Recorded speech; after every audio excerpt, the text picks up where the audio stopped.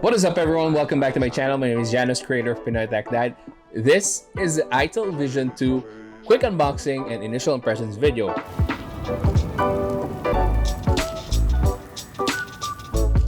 So this is not gonna be a full review video, but anyway, let's go ahead and check out the quick unboxing so you guys would know what's included in the package.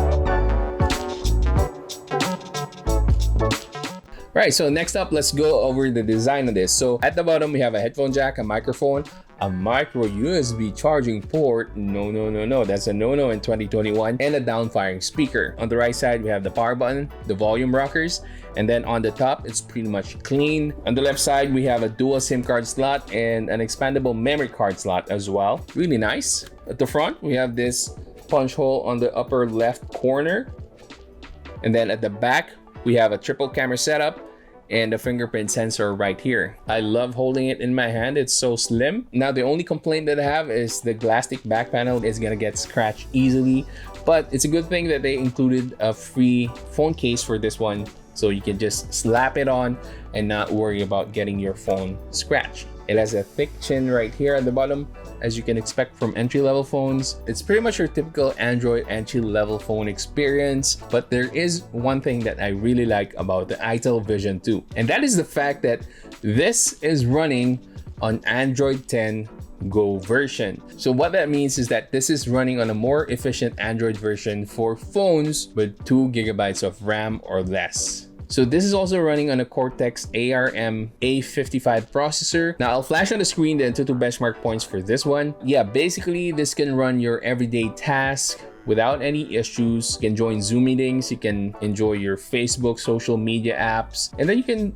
do some minor gaming on the side. Now bear in mind, as usual, you have to temper your expectations. Again, this is an entry-level phone. You're not buying a mid-range or flagship phone. So really set your expectations to, you know, the bare minimum, I would say. The display is okay, nothing to write home about. The colors are vibrant enough, it's not too saturated. You'll still enjoy watching your favorite YouTube videos or watching Netflix movies on this. Now bear in mind that this is again a 720p display, but it is 6.6 inches big. This is a little bit bigger than most of your entry-level phones. Now on the camera side, it's a hit or miss kind of thing. It's not very consistent when it comes to its exposure level. And of course, the details are not as sharp as you'd want them to be, but that is to be expected. This is again an entry-level phone. I'll have to remind you over and over again that this is an entry-level phone, and I'll put all the camera samples in the Google Drive link if I remember that. But if I don't, you'll have to remind me, of course. Now, video capability wise, it's definitely a no for me. You can still use the video on this, it's just not very pleasant. This is an entry-level phone, and I am very much aware of that.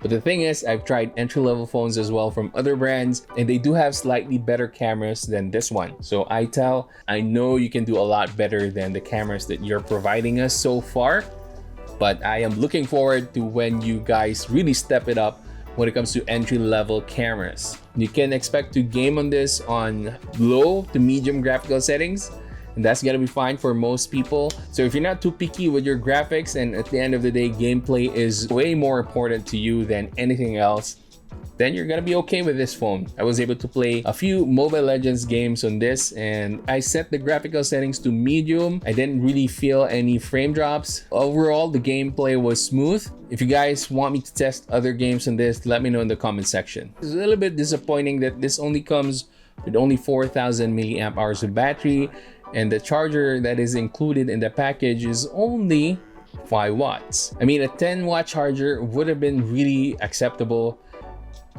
but I'm not sure if I'm being too picky. I just wish that they put a bigger battery on this, like even just a 5,000 milliamp hour battery. That would have been perfect, especially because this has a larger screen than your usual entry-level phones. You have a 5-watt charger and a 4,000 milliamp hour battery capacity.